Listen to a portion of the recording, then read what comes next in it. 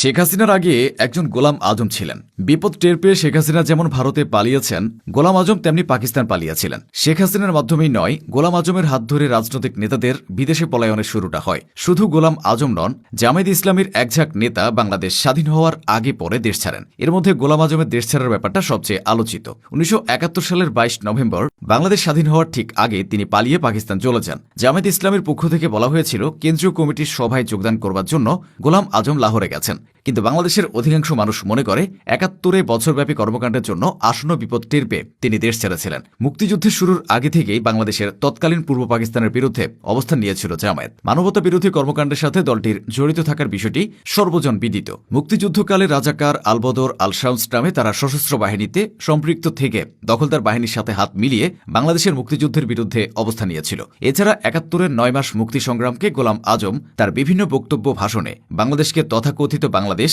এবং মুক্তিবাহিনীকে ভারতীয় অনুপ্রবেশকারী হিসেবে আখ্যায়িত করেন। ১৯৭১ সালের ৩১ আগস্ট ঢাকা বিশ্ববিদ্যালয়ের কার্জন হলের এক অনুষ্ঠানে গোলাম আজম বলেছিলেন, কোনো ভালো মুসলমান তথাকথিত বাংলাদেশ আন্দোলন সমর্থন করতে পারে না। ১৯৭১ সালের ১২ সেপ্টেম্বর ঢাকার এক অনুষ্ঠানে গোলাম আজম মুক্তিবাহিনীকে সম্পূর্ণভাবে নির্মূল করার আহ্বান জানান। ১৯৭১ সালে ঢাকার মোহাম্মদপুর ফিজিক্যাল ট্রেনিং কলেজ ছিল আলবদর বাহিনীর হেডকোয়ার্টার এবং রাজাকার বাহিনীর প্রশিক্ষণ কেন্দ্র। ১৯৭১ সালের ১৭ সেপ্টেম্বর গোলাম আজম উক্ত কেন্দ্র পরিদর্শনের সময় রাজাকার ও আলবদরদের উদ্দেশ্যে বলেছিলেন, রাজাকার আলবদররা পাকিস্তান ও ইসলামে অবিশ্বাসী দুশ্মনদের ঐক্যবদ্ধভাবে মোকাবিলা করবে। এরপর একই বছর ২৫ সেপ্টেম্বর ঢাকার এম্পায়ার হোটেলে জামায়াতের কর্মী সভায় গোলাম আজম বলেছিলেন, পাকিস্তানকে টিকিয়ে রাখার জন্যই জামায়াত ইসলামী শান্তি কমিটি এবং রাজাকার বাহিনীতে যোগ দিয়েছে। কিন্তু শত চেষ্টার পরও বাংলাদেশের স্বাধীনতাকে দমিয়ে রাখা যায়নি। ১৯৭১ সালের ১৬ ডিসেম্বর স্বাধীনতার কিছুদিন আগে গোলাম আজম পাকিস্তানে পাড়ি জমান। গোলাম আজমের লাহোরে থাকাকালীন পাকিস্তানের সামরিক শাসক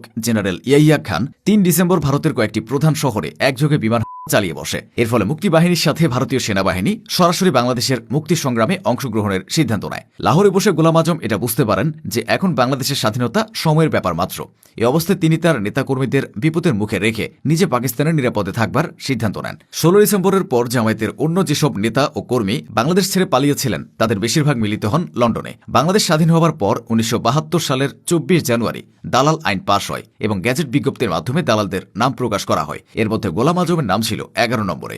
দালালদের বিচার করবার জন্য ট্রাইব্যুনাল গঠন করা হয়। সেই ট্রাইব্যুনালে যারা হাজিরা দিতে ব্যর্থ হয় তাদের ১৯৭২ সালের বাংলাদেশ নাগরিকত্ব আদেশের ৩ ধারা অনুযায়ী ১৯৭৩ সালের ১৮ এপ্রিল একটি প্রজ্ঞাপন জারি করে নাগরিকত্ব বাতিলের সিদ্ধান্ত নেওয়া হয়। এই প্রজ্ঞাপন অনুযায়ী ৪২ জনের নাগরিকত্ব বাতিল করা হয়, যাদের মধ্যে গোলাম আজম ছিলেন। ১৯৭৬ সালের ১৮ জানুয়ারি স্বরাষ্ট্র মন্ত্রণালয়ের এক প্রেস নোটে নাগরিকত্ব ফেরত পাওয়ার জন্য ইচ্ছুক ব্যক্তিদের আবেদন জানাতে বলা হয়। সঙ্গে সঙ্গে গোলাম আজম লন্ডন থেকে নাগরিকত্ব ফিরে পাবার দরখাস্ত করেন। ১৯৭৭ ও ৭৮ সালে তিনি আবার দরখাস্ত করেন। ১৯৭৮ সালের ২০ মার্চ সরকার তাকে নাগরিকত্ব দানে অস্বীকার করে। তবে ১৯৭৮ সালে গোলাম আজম পাকিস্তানি পাসপোর্ট ও বাংলাদেশের স্বল্পমেয়াদী ভিসা নিয়ে বাংলাদেশে চলে আসেন। কিন্তু তিনি ১৯৭৮ থেকে ১৯৯৪ সাল পর্যন্ত পাকিস্তানের নাগরিক হিসেবে কোনো প্রকার বৈধ ভিসা ছাড়াই বাংলাদেশে অবস্থান করেছিলেন। তখন জন্মসূত্রে এদেশে থাকার অধিকার রয়েছে বলে জানিয়েছিলেন গোলাম আজম। গোলাম আজমের সেই পালিয়ে যাওয়া ও ফিরে আসা আজও বাংলাদেশের ইতিহাসে প্রাসঙ্গিক।